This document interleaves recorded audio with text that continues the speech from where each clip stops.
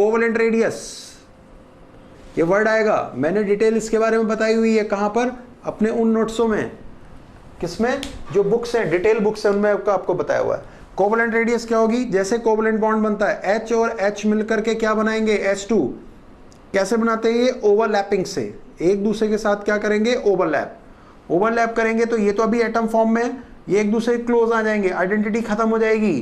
तो इन दोनों के न्यूक्लियस के बीच की डिस्टेंस, दिस इज डिस्टेंस का हाफ जो होगा, that will be covalent radius. Covalent bond बनाने के बाद जो रेडियस डेवलप हो रही है, तो देखा जाए तो ये डिस्टेंस थोड़ी सी क्या हो गई, कम हो गई।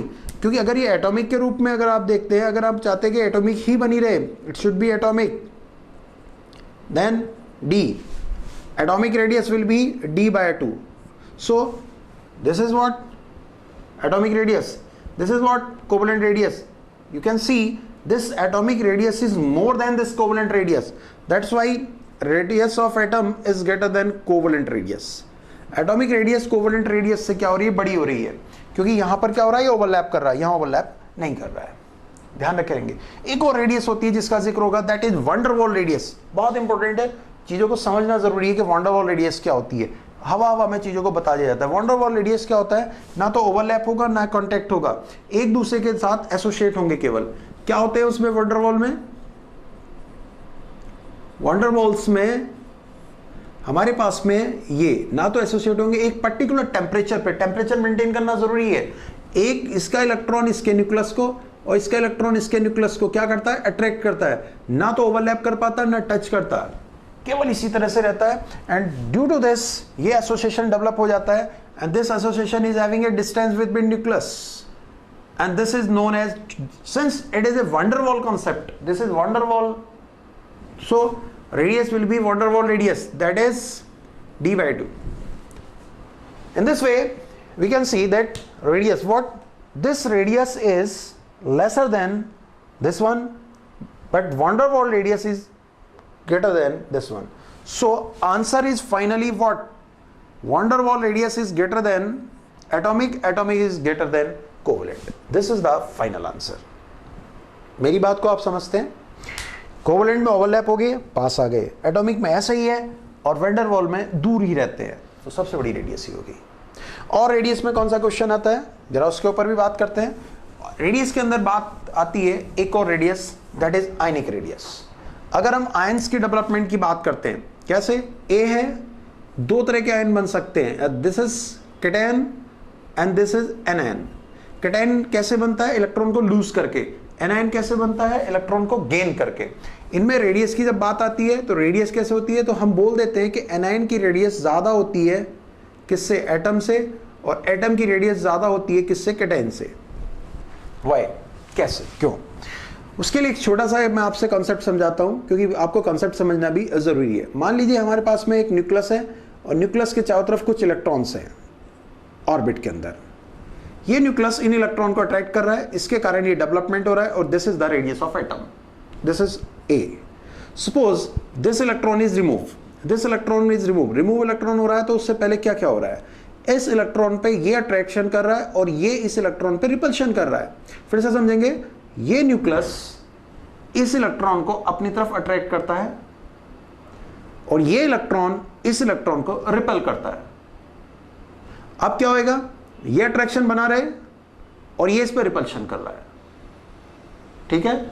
हमने अगर इस इलेक्ट्रॉन को हटा दिया, वन इलेक्ट्रॉन इज रिमूव, और इलेक्ट्रॉन को हटाने के बाद में हमने क्या बनाया, ए प्लस, क्या होगा, इस इलेक्ट्रॉन पे इस इलेक्ट्रॉन पे इस इलेक्ट्रॉन पे जो अट्रैक्शन था वो तो वही है, बट रिपल्सन जो लग रहा था इनके ऊपर वो क्या हो गया, अब कम हो गया। रिपल्शन क्या हो गया, पहले से कम हो गया। जब रिपल्शन कम होगा then radius will what, radius will decrease, radius decrease हो जाएगी, और रेडियस जब डिक्रीज हो जाएगी तो इसीलिए हम इसको कहते हैं ए प्लस की रेडियस डिक्रीज होती है। टीचर्स को अपनी अपनी मेथड से बताते हैं, but the main reason is repulsive forces are decrease, जिसे बोलते हैं effective nuclear charge is increase. Effective nuclear मतलब ये जो न्यूक्लियस है ऐसे महसूस होने लगता है कि इस पे ज्यादा अट्रैक्शन कर रहा है, जबकि रीजन क्या है कि यहाँ का जो इलेक्ट्रॉन है उसके हटने से इसके ऊपर रिपल्शन खत्म हुआ है। अनदर डेवलपमेंट, सपोज इलेक्ट्रॉन्स ऐसा ही है, हम एक और इलेक्ट्रॉन की एंट्री करा देते हैं, यहां पर एक और इलेक्ट्रॉन एंटर करा दिया, क्या होगा, ये इलेक्ट्रॉन क्या करेगा, it will creates what, repulsion. ये यहां पर रिपल्शन पैदा करेगा। रिपल्शन पैदा करने से क्या होगा, इनका साइज क्या होगा, बढ़ने लगेगा। Now A minus is developed and this A minus is having a large size than this A. This is the real concept. इसको हम यही बोल सकते हैं इफेक्टिव न्यूक्लियर चार्ज। पहले वाले केस में ज्यादा हो गया था, इलेक्ट्रॉन हटा, न्यूक्लियस डोमिनेट हुआ, रेडियस कम हो गई। Next time effective nuclear charge is decreased, ठीक है, रिपल्शन बढ़ा, रेडियस बढ़ गई। दिस इज द मेन फंडा बिहाइंड दिस। कई क्वेश्चंस आपके इस पे सॉल्व हो जाएंगे, अभी मैं पढ़ूंगा और आपको चीजें बताऊंगा, समझाऊंगा। इसके बाद हमारे पास में जो एक और इंपॉर्टेंट आता है वो क्या है, रेडियस ऑफ आइसोइलेक्ट्रॉनिक। जो आइसोइलेक्ट्रॉनिक होते हैं उनकी रेडियस, आइसोइलेक्ट्रॉनिक कौन होते हैं, जिनमें इलेक्ट्रॉन्स का नंबर सेम होता है Na plus Mg plus plus, electrons 10, electrons 10। Orbit इसमें और इसमें सेम ऑर्बिट है, कैसे, 2 8 2 8। लेकिन गवर्निंग फैक्टर इलेक्ट्रॉन्स के अलावा कोई और भी है, दैट इज प्रोटॉन। पहले वाले में प्रोटॉन्स कितने, 11, दूसरे वाले में प्रोटॉन्स कितने, 12। Due to 12 protons attraction will be more. Protons positive होते हैं, इलेक्ट्रॉन नेगेटिव होते हैं, दोनों के बीच में क्या होगा, अट्रैक्शन। जिस पे प्रोटॉन ज्यादा होंगे अट्रैक्शन ज्यादा होगा, रेडियस कम हो जाएगी। It means radius of Na plus is greater than radius of Mg plus plus. Protons बढ़ेंगे, नंबर ऑफ इलेक्ट्रॉन सेम है, रेडियस कम हो जाएगी। एक और कॉन्सेप्ट लेते हैं, C4 minus N3 minus O2 minus. क्या इलेक्ट्रॉन्स O में कितने होते हैं, 8, C में कितने होते हैं, 6, N में कितने होते हैं, 7। 8 plus 2 10, 6 plus 4 10, 7 plus 3 10। These are the electrons. Means isoelectronic, all the electrons are same. Now come to the main point, that is proton. Come to the proton. If the number of protons are more, then the radius will be less. Effective nuclear charge.